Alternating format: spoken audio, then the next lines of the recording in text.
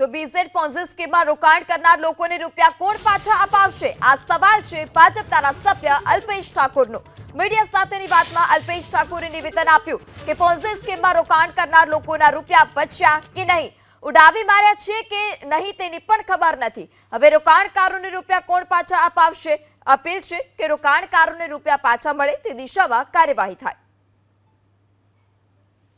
की जिंदगीना तमारा बचायेला नाणां कोई तमने भरमावे खोटी लालचो आपे तो शा माटे आवो छो? एमनो सॉफ्ट टार्गेट होय छे मोटा भागे शिक्षको होय छे, मोटा भागे एवा लोको होय छे जे अर्धो टको व्याजनी कल्पनामां जता होय छे। एवी कई योजना छे कि तमने वर्ष 2 वर्ष 3 वर्षमां डबल करी आपे?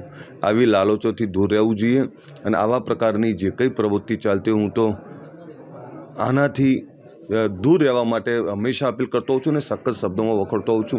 आ जे कंई चाल्युं छे हूँ तो एवुं मानुं छुं कि हवे आ लोकोना पैसा कोण पाछा अपावशे? पैसा बच्या छे कि नहीं बच्या?